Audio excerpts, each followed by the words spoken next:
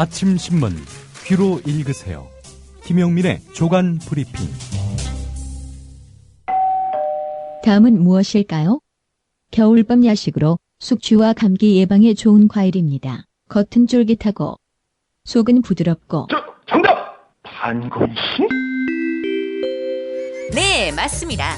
국민TV조합원 청도님이 직접 수확한 진시황 반건씨. 연말연시 명절에 선물 고민하지 마세요. 최고의 선물 반건씨로 끝내세요. 010-2128-2644 010-2128-2644 다음 검색창에 진시황 반건씨를 검색하세요. 나라가 있건 있든 맛있는 반건씨라니.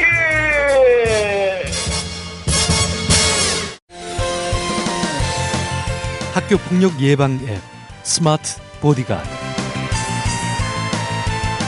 스마트폰 왕따 문자 등 사이버 학교폭력이 6배 이상 늘었습니다. 학교폭력은 언제나 욕설, 모욕, 협박과 같은 폭력 문자를 동반합니다. 그런 학교폭력 문자만을 감지하여 부모님께 알려드립니다. 미리 알면 예방할 수 있습니다. 구글 플레이에서 학교폭력 예방 전문 어플 스마트 보디가드를 설치하세요. 지금 설치하고 먼저 무료 이용해보세요. 조합은 스토리텔링님 신청 광고입니다. 겨울철 최고의 별미 과메기. 고기 한 점에 마늘 쪽파를 얹고 미역줄기로 둘둘 감아 초장을 찍어 먹는 환상적인 맛. 피부엔 탄력을 주고 성인병 예방과 숙취에도 좋은 과메기. 포항 죽도어시장 상인 협동조합이 포항 구룡포 덕장에서 천연 동결 건조 방법으로 말려 꼬들꼬들하고 맛깔나는 최고의 과메기를 국민TV 조합원들에게 특별 판매합니다. 이거 뭐길래 이렇게 맛있나요? 포항 구룡포 과메기입니다. 010-9896-8282 010-9896-8282로 전화주시면 총알 배송해드립니다. 오늘 아침 신문들에는 어떤 뉴스들이 실려있는지 조간신문 펼쳐보는 시간입니다. 김용민 PD 나와 계십니다. 안녕하세요. 네, 안녕하십니까. 어떤 뉴스부터 소개해 주시겠습니까? 예, 오늘 기사보다도 조선일보 일면 광고가 주목됐습니다. 주식회사 문화방송 명의의 광고입니다. 무슨 광고가 실렸을지 대략 감 잡으셨을 겁니다. 방송의 공정성은 노동조합이 독점하는 권리가 아닙니다. 이런 제목입니다. MBC 노조의 170일 동안의 파업, 2012년 6개월 동안 이어졌던 이 파업이 정당했다. 공정방송을 위한 파업은 적법하다. 이게 서울 남부지방법원의 판결 아닙니까? 여기에 대해서 반박성 그런 입장을 조선일보 신문 광고를 통해 실었습니다. 제가 각 신문 일면을 살펴보니까 일면에 이 광고를 실은 신문은 조선일보 하나뿐이었습니다. 네. 대략 못해도 1,000만 원이 넘을 돈을 조선일보에 냈을 것으로 추정되는데요. 주요 내용은 이렇습니다. 이 광고에 노동조합 및 노동관계조정법은 노동조합과 사용자 사이의 임금, 근로시간, 복지, 해고, 기타 사유 등 근로조건의 결정에 관한 주장의 불일치로 발생하는 분쟁 상태를 노동제기로 규정하고 있는데, 이 같은 근로조건과 관계없는 파업은 불법 파업이라는 것이 다수의 대법원 판례에서도 확인되고 있다. 당시 파업은 공정성이 훼손되다는 MBC 노조의 일방적 주장으로 시작됐다. 그러나 방송의 공정성은 노동조합이 독점하는 권리가 아니다. 이에 따라서 MBC는 1심 재판부의 판결에 불복하고 항소하기로 결정했다. 라면서 MBC는 앞으로도 오로지 시청자만을 바라보며 더욱 신뢰받고 균형 잡힌 방송이 될 수 있도록 노력할 것이다. 이렇게 성명을 냈습니다. 네, 이 앞으로도 이 도자 하나가 예. 이 광고의 내용에 대한 신뢰도를 가늠하게 합니다. 앞으로도, 그러니까 지금까지도 공정방송 잘해왔다는 거 아닙니까? 자기들 주장으로는요. 예. 자, 그런데 작년 12월 10일자 한겨레 기사를 보면은 언론학회, 학계를 비롯한 시민단체, 그것도 자사 노조, 이 지상파 방송 보도의 불공정성에 대한 그런 심도 깊은 그런 지적들, 이런 내용들이 다루어지고 있습니다. 뭐 수많은 기사 중에 하나 고른 건데요. 뭐 이를테면 이런 겁니다. 그 방송학회 세미나에서 발표된 이완수 동서대 교수의 지상파 3사 메인 뉴스 분석 결과를 보면은 각 후보별 보도 시간은 박근혜 후보 50초, 문재인 후보 36초, 그리고 안철수 전 후보 33초였다는 겁니다. 9월 20일부터 11월 19일까지 1일 평균 얼마만큼 보도하고 있는지 이 지상파 방송 메인 뉴스를 대상으로 해서 조사를 해보니까 하루 평균 박근혜 후보는 50초, 문재인 후보는 36초, 안철수 전 후보는 33초였다는 거죠. 이뿐 아닙니다. 후보가 웃는 모습을 노출하는 시간이 있지 않습니까? 이것도 차이가 엄청났습니다. 박근혜 후보가 이제 웃는 모습은 MBC의 경우 35%, 문재인 후보가 웃는 모습 15%, 그리고 안철수 후보가 웃는 모습은 10% 이렇게 나왔습니다. 문재인, 안철수 합해도 박근혜 35%에 크게 못 미친다 이런 이야기입니다. 당시 민주당 도종환 의원이 여론조사기관 리서치뷰에 의뢰해서 1000명을 대상으로 실시한 여론조사를 보면은 53.5%가 지상파 방송 3사 대선 보도가 매우 불공정하다거나 불공정하다고 응답했습니다. 자, 왜 이런 과거 기사를 들추느냐? 앞으로도 라는 말 때문입니다.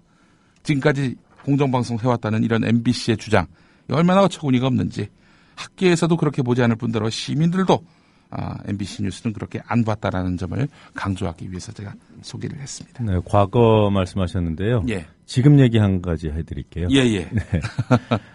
최근에 검사들 여러 가지 파문이 있지 않습니까? 예. 춘천지검의 이른바 해결사 최검사 네. 사건이 있었고요. 예, 그 검사 구속됐죠. 예. 그리고 서울중앙지검 2차장 검사 이진한 검사의 여기자들 성추행 사건이 있었습니다. 여기자들입니다. 네. MBC가 해결사 최검사 건은 잘 다뤘어요. 예. 이진한 검사 건은 없습니다. 보도가 없어요. 네. 국정원 대선 개입 사건 수사팀하고 갈등을 빚었던 예. 이진한 서울중앙지검 차장검사. 예. 네. 그래서 친정부 성향의 검사로 비판받는 이 이진한 검사의 성추행 건은 단 한 줄도 보도하지 않았습니다. 예. 자, 앞으로도 공정방송을 한다 하니 앞으로도 불공정방송을 한다. 이런 이야기로 들립니다. 예. 경향신문 1면에 실린 기사입니다. MBC 본사 컴퓨터 그래픽 팀 소속의 프리랜서 정모 씨가 MBC를 상대로 고용노동부에 임금 체불 등에 대한 진정서를 이달 안에 제출할 계획이라고 밝혔습니다. 이 정모 씨는 2007년 입사 이후 8년간 연차는 한 번도 사용하지 못했고 휴일, 연장, 야간 근로수당도 한 푼도 지급하지 않다가 2년 전부터 시간당 평일 5,000원, 휴일 7,000원을 지급하고 있다. 초과 근무수당 역시 가산수당을 감안하면 최저임금에 미치지 못한다. 이렇게 말했습니다.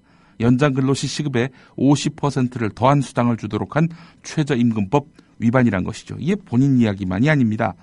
컴퓨터 그래픽 팀 직원 80명 중에 40명이 이제 이렇게 MBC와 프리랜서 계약을 맺고 공식 직제에 편제돼서 정규직과 혼재된 업무를 하고 있는데 이들 역시 상당한 그런 차별을 받고 있다. 이런 얘기죠. MBC의 관리자들은 2007년 기간제 근로자 보호법 시행을 전후로 해서 계약직을 프리랜서로 전환하면서 외부에 알리지 말아달라. 이렇게까지 당부했다고 합니다. 한편 SBS 아트텍의 프리랜서 출신 직원 배모 씨도 지난 7일 중앙노동위원회에 부당해고 구제 재심 신청을 제기했습니다. 자, 뭐 이쯤 되면은 노동관계로 남 비판할 자격이 있어 보이지 않습니다. MBC가요. 예. 자, 이 KB, NH, 롯데 등 세계 그 신용카드사의 정보 유출 피해자의 본인 확인이 시작된 이후 고객들의 불안감이 높아지고 있습니다. 자, 성명, 주민번호, 집주소 같은 식별 정보는 물론이고 연소득, 신용등급, 결제일 같은 신용정보까지 유출된 탓에 2차 피해 우려가 높다는 겁니다. 예. 저도 혹시 이게 유출된 거 없나 따져봤는데 유출됐더군요. 아, 그래요? 예, 네. 2천만 명 중에 한 명이었습니다. 근데 제가 KB카드나 NH카드나 롯데카드를 뭐 소지한 바도 없고 가입한 바도 없는데 왜 여기에 제 이름이 올라가 있는지 모르겠습니다. 물론 뭐 이번에 올라간 정보들 보면은 과거 직장, 과거 집 주소로 돼 있기 때문에 뭐 크게 우려를 안 해도 되는 건지 싶은 마음도 있는데요. 어쨌든 상당히 불쾌합니다. 자, 근데 다른 신문들은 이런 개인정보 유출 사건 이것과 관련해서 어떻게 대처할 것인지 늑장 대응 정부의 이런 태도를 비판하고는 있습니다만은 한겨레는 좀 관점이 다릅니다. 개인정보 유출 지금 상태로는 또 터진다 이런 겁니다. 세계 카드사는 물론이고 금융당국도 나서서 2차 피해 방지 방안과 근본적인 사고 재발 방지 방안을 모색하고 있지만 문제는 이들의 대응이 전혀 미덥지 못하다는 데 있다라는 겁니다. 2011년에 현대캐피탈의 정보 유출 사고가 있었죠. 이후에 나온 각종 대책도 이번 사태를 막지 못했다는 겁니다. 이것만은 아닙니다. 이런 경험치 때문에 미덥지 못하다 이렇게만 보는 것은 아니고요. 이 효율성 우선주의 이것을 근본적으로 수술하지 않으면 이번 사태가 재발될 수밖에 없다는 겁니다. 이 금융지주회사법을 보면은 금융지주회사들은 개별 자회사가 확보한 고객 정보를 다른 자회사에서 마음껏 쓸 수 있습니다. 보험업법 역시 수집된 고객 정보를 활용해서 별도의 동의 없이 이 고객에게 다른 금융상품을 영업할 수 있도록 열어놓고 있습니다. 이번 세계 카드사에서 유출된 정보에 해당 카드사가 아닌 다른 금융회사에서 축적된 정보도 다수 포함되어 있는 것은 금융지주회사법과 신용정보보호법이 그렇게 하도록 열어놓았기 때문이란 겁니다. 생각해보니까 제가 KB 국민은행에 통장이 있습니다. 이걸 KB카드가 지금 갖고 있다 이런 얘기인가요? 예. 자, 또 하나 효율성 우선주의입니다. 금융회사 경영에 그대로 투영되고 있는 이 효율성 우선주의는요. 보안, 개인정보 보호 업무 이런 것들을 상당히 헐겁게 다루고 있다는 겁니다. 회사 내에서 다른 영역에 견주어서 비중이 낮다는 거죠. 보안 등의 업무는 상당 부분 외주에 의존하고 있고 회사 내의 보안 책임자의 전문성도 취약합니다. 그래서 이 정보 유출은 뭐 거의 예고된 사고나 다름없었다 이런 얘기인데요. 그래서 일각에서는 정보 유출 때는 이 금융사가 징벌적 벌금을 물도록 해야 한다. 이런 목소리가 나오고 있습니다. 지금은 뭐 고객 여러분 죄송합니다. 뭐 이러고는 있지만 속으로는 재수없게 걸렸네. 이렇게 생각할 수도 있다는 거죠. 징벌적 벌금을 물림으로써 확실하게 예방할 수 있도록 그 길을 모색해야 한다. 한겨레가 이렇게 지적하고 있습니다. 예. 다 한번 좀 찾아보시죠. KB, NH, 롯데카드 이어 사이트에 접속하시면요. 자기 이름 또 인증 절차 거치면은 유출됐는지 유출되지 않았는지 확인할 수 있습니다. 아울러 가장 확실한 방법은 카드를 바꾸는 거라고 하네요. 예. 이 카드 바꾸면 누가 좋은 건지도 한번 좀 따져볼 필요가 있을 것 같습니다. 자, 한겨레 8면으로 가보겠습니다. 자, 지난 15일 낮 울산공장, 현대자동차 울산공장 구내식당 입구에 67명의 노동자들이 좌판을 벌였습니다. 국내 최대이자 세계 5위에 드는 자동차 회사 구내에서 양말 3켤레와 보온 물통을 각각 10,000원씩 팔았습니다. 자동차 부품을 조립하던 노동자들이 왜 자파 노점을 벌였을까? 다름 아닌 소송 비용을 마련하기 위해서입니다. 울산지법은 2010년 공장 점거 파업으로 회사에 막대한 손해를 끼쳤다면서 지난달 19일에 현대차 비정규직 지회 조합원 22명에게 90억 원을 배상하라. 90억 원을 배상하라. 이렇게 판결했습니다. 노조를 상대로 한 단일 손해배상 소송으로는 역대 최대 규모입니다. 대법원 판결에 따라서 불법 파견을 인정하고 정규직화하라는 요구를 한 것인데 이를 외면하는 회사에 돈까지 물어내라는 판결을 받은 것이죠. 당연히 비정규직 지회 조합원들 납득할 수가 없었습니다. 그래서 즉각 항소에 나섰는데요. 그런데 말이죠. 민사소송 등 인지법과 송달료 규칙을 보면 손해배상 판결에 불복해서 항소나 상고를 하려면 인지대와 송달료를 내도록 하는데 이번처럼 소송가액이 큰 사건의 경우 그 비용도 무지막지합니다. 자, 이 인지대와 송달료만 4,800여만 원이 들어간다는 거죠. 예. 지금 이 처지는 비단 현대자동차 비정규직 노조만이 아닙니다. 다른 회사의 노조도 사정이 마찬가지인데요. 지난해 11월 회사와 경찰에 46억여 원을 물어내라는 판결을 받은 쌍용차 노조. 이 쌍용차 노조도 항소 과정에서 2,600여만 원의 비용을 대야 했습니다. 자, 그리고 22m 철탑 농성에 들어간 지 100일을 맞는 홍종인 지회장의 유성기업 같은 경우도 지난해 법원으로부터 12억 4천만 원의 손해배상 판결을 받았습니다. 항소심을 진행하고 있는데 변호사비 등 밀린 소송 비용만 1억에 이른다고 합니다. 그리고 지난 금요일이죠. 부산지법은 한진중공업 노조에다가 정리해고 자체를 반대하기 위한 파업은 목적의 정당성을 인정하기 어렵다면서 회사에다가 59억 5,900만 원을 지급하라는 판결을 내렸습니다. 인지 때 참 저도 이거 경험해 보신 분들만 알아요. 예. 이게 얼마나 억울한지. 예. 소송을 해서 판결을 받아내면 사실 이런 것들이 다 사후적으로 보상이 되지만 당장 돈이 없는 사람들은 청구하고 싶어도 못하는 거거든요. 예. 이 지금 22명의 비정규직 조합원에게 90억을 배상하라. 이거 뭔가 1인당 4억 이상 되란 얘기 아니에요? 이 건뿐만이 아니라 예. 현대차 비정규직 노조의 그간의 이른바 투쟁, 예. 뭐 공장 점거라든가 이런 거와 관련해서 여러 건의 소송이 제기돼 있고 지금 법원에서 인정한 손해배상액만 7건 가운데 5건 판결이 났는데 132억 원입니다. 참, 이거 원.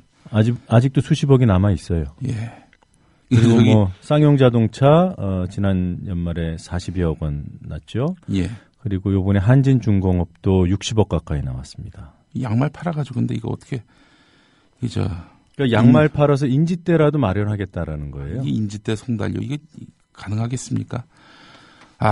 그 부산지법은 또 지난 금요일에 한진중공업에다가 59억 넘는 그런 배상금 내라 판결하면서 많이 봐줘서 이 정도다. 뭐 또 이런 말까지 해가지고 듣는 노동자들의 기분이 어땠을까 하는 생각을 또 해보게 됐습니다. 자, 코레일도 철도 노조에다가 전례 없는 위자료 소송을 제기를 해서 논란이 되고 있습니다. 경향신문 13면으로 가보겠습니다. 코레일이 파업으로 브랜드 이미지가 실추됐다면서 철도 노조에 10억의 위자료를 청구한 것으로 밝혀졌습니다. 그놈의 브랜드 이미지 참. 자, 민주당 김우철 전문위원이 작성한 철도 노조 탄압 현황에 따르면 코레일은 철도 노조에다가 152억 원의 영업 손실액과 함께 코레일 브랜드 가치 하락 및 명예 실추 등 위자료 명목으로 10억을 청구한 것으로 확인됐다는 겁니다. 코레일은 대체 인력 투입 비용도 추가로 확정해서 청구할 예정인 것으로 알려졌는데요.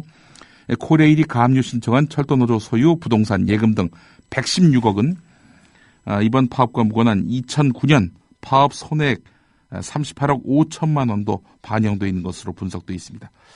회사가 파업으로 인해 크게 마음의 상심을 가졌으니 위자료를 노조가 회사에다 내라 뭐 이런 겁니다. 자, 지금 코레일이 또한 병가 중인 임신부 직원에까지 감사를 통해서 징계하려 할 정도로 노조에 대한 탄압의 어떤 강도를 높이고 있는 상태입니다. 철도노조 관계자 이야기는 이렇습니다. 파업 기간 중에 임신으로 몸이 안 좋아서 병가를 쓰고 있던 직원인데 파업 지지글을 올렸다는 이유만으로 감사를 받아야 했다. 다른 조합원은 감사 도중에 파업에서 주도적인 역할을 한 동료를 지목하라는 부당한 밀고를 받았다 이렇게 전했습니다.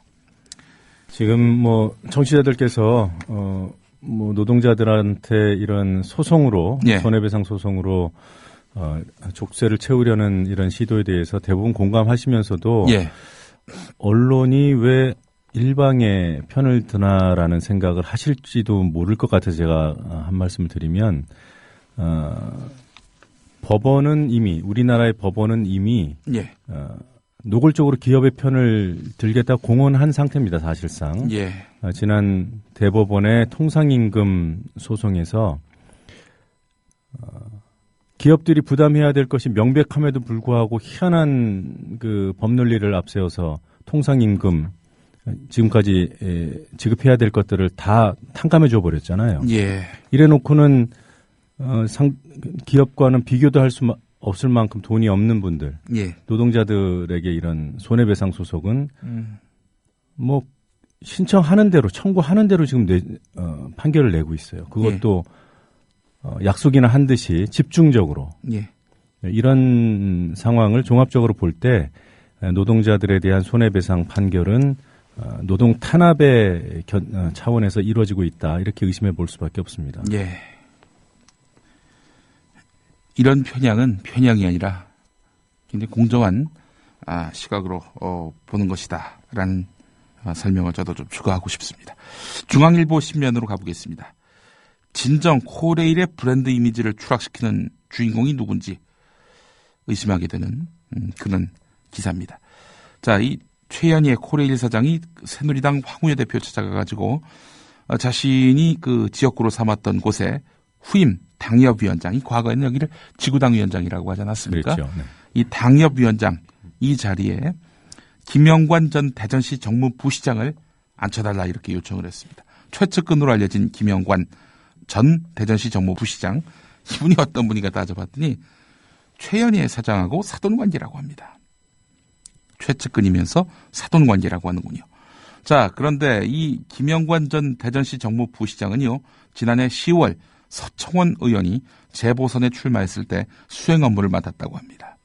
자, 그래서 최연희의 사장과 서청원 의원이 지금 이 후임 대전 서구을 당협위원장 자리로 김영관 전 대전시 정무부시장을 밀고 있다고 합니다. 하지만 과거 자유선진당 출신의 이인재 의원을 비롯한 인사들은 당시 자유선진당 후보로 나왔던 이재선 전 의원을 밀기로 했습니다. 그래서 이제 양측이 지금 대결하고 있는 상황인데요. 자, 오늘 새누리당 최고위원회에서 이 문제를 결정할 예정이라고 하네요. 네. 참 흥미롭지 않습니까? 황우여 대표가 왜 입을 열었을까요? 예. 이게 어마어마한 파장을 일으킬 것이다라고 생각 못했다면은 황우여 대표가 아닙니다. 네. 예. 그럴 사람은 아니지 여당 대표인데요. 그리고요 또 이분은 굉장히 뭐랄까요 기지가 탁월한 양반입니다. 제가 알고 있기로는 그래요. 머리가 참 잘 돌아가는 분이기 때문에 이거 뭐 실언으로 기자들한테 잘못 틀린 거 이거 절대 아닐 거라고 저는 확신합니다. 저는 사실 이 기사가 처음 나왔을 때 예. 최연혜 사장이 다소 과잉 행동을 했다. 그것이 예. 황우여 대표 입장에서 봤을 때는 예. 뭐라고 할까요? 과하구나. 좀 건방지게 보였을 수도 있고요. 네. 네. 사실 이번 철도노조 파업 사태에서 최연혜 사장이 뭔가 역할을 했다고 보는 거죠. 예. 그래서 자기 몫을 챙기려 한다라는 그런 분석이 나올 수 있습니다만 네. 황우여 대표 눈에는 좀 건방져 보였을 수도 있다. 이 정도만 생각했는데 오늘 이 기사에서 서청원 의원 이름 석자를 보니까 예. 조금 더 내밀한 내막이 있지 않겠나라는 생각을 해봅니다. 예. 자, 이 정치권 기사 몇 가지만 더 소개를 해드리겠습니다. 동아일보 일면을 보니까 말이죠. 김황식 전 국무총리가 채널A에 나와서 내가 여권에서 가장 강력한 후보라는 것이 확정적으로 검증되면 어떤 역할도 담당해야 되는 거 아니냐라는 도의적 의무도 생각한다라면서 서울시장 출마 가능성을 시사했다고 합니다. 그간은 출마할 뜻이 없다라고 밝혀왔는데 말이죠. 상당한 변화로 보입니다.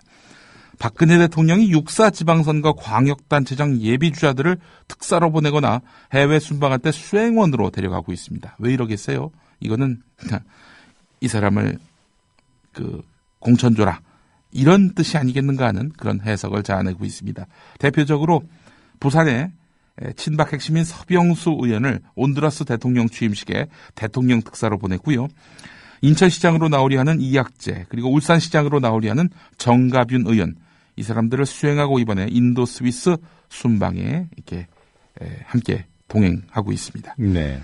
자, 그래서 결국에는 이 사람들 공천하라라는 의미 아니겠는가? 박근혜 대통령의 점지 정치가 논란이 되고 있다고 경향신문이 사면에서 보도하고 있고요.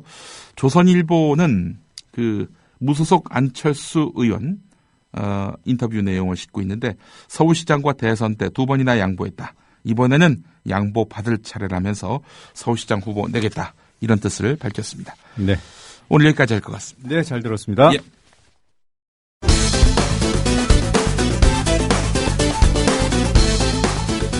MBC 노조 파업은 정당했다. 공정방송을 위한 파업 투쟁은 정당했다. 법원이 이렇게 판단했습니다. 공정방송이라는 말을 꺼내기 부담스러웠는지 KBS와 SBS는 단신 처리했습니다. 서울 남부지방법원은 지난 2012년 파업을 주도한 MBC 노조원들이 사측을 상대로 낸 징계 무효 소송에서 사측은 모든 징계를 무효로 하고 해고자에게 각각 2천만 원씩을 그리고 정직자에게는 각각 1,000만 원씩을 지급하라고 판결했습니다. 서울 남부지법은 정영하 MBC 전 노조위원장을 비롯한 노조원 44명이 MBC를 상대로 낸 소송에서 노조원에 대한 해고와 정직 처분을 모두 무효로 한다며 원고 승소 판결했습니다. 손석희 앵커의 JTBC 뉴스는 기자 리포트 형식으로 보도합니다. 2년 전에 MBC 노조가 6달 가까이 벌인 파업으로 많은 노조원들이 해직이나 정직 등 중징계를 받았습니다. 재판부는 당시 MBC 노조의 파업이 정당했다고 판단했습니다. 일반 기업과 달리 방송사 등 언론 매체의 경우 방송의 공정성과 객관성을 유지할 의무가 있습니다. 따라서 사용자가 인사권을 남용하는 등 방송의 공정성을 해칠 우려가 있는 경우 이를 막기 위한 파업은 정당하다고 판단하였습니다. 지난 토요일자, 오늘자 신문들은 조용합니다. 그런데 유일하게 공정방송을 이유로 한 파업이 정당하다는 판결이 논란을 부를 것 같다며 길길이 날뛰는 언론이 있습니다. 리포트 들어보시지요. 그런데 공정성도 근로 조건에 해당한다는 이번 판결에 대해서 현행법을 과도하게 확대 해석한 것이라는 지적이 있습니다. 대선을 앞두고 야당의 지지를 받으면서도 노조 측은 당시 파업이 공정성 확보를 위한 것이라고 주장했습니다. 전문가들은 전례가 없는 해석이라고 지적했습니다. 현재의 판례는 기존의 대법원 판례에 비해서 좀 근로조건의 문제를 약간 과도하게 해석한, 확장 해석한 문제가 있어서 누가 공정성을 판단하는지의 문제도 제기됩니다. 방송의 공정성이란 것이 각자의 입장에 따라 매우 주관적으로 결정될 수 있는 것이기 때문에 방송의 공정성이 근로 조건에 해당한다는지에 대한 여부는 언론노조 MBC 본부는 노동자의 정치 세력화를 지향하는 민주노총에 소속돼 있습니다. 170일을 끈 MBC 파업은 노동위원회의 조정 절차조차 거치지 않았는데 그동안 사법부는 조정 절차를 거치지 않은 파업은 대부분 불법이라고 판결해왔습니다. 어느 방송일까요? MBC 뉴스 전재홍입니다.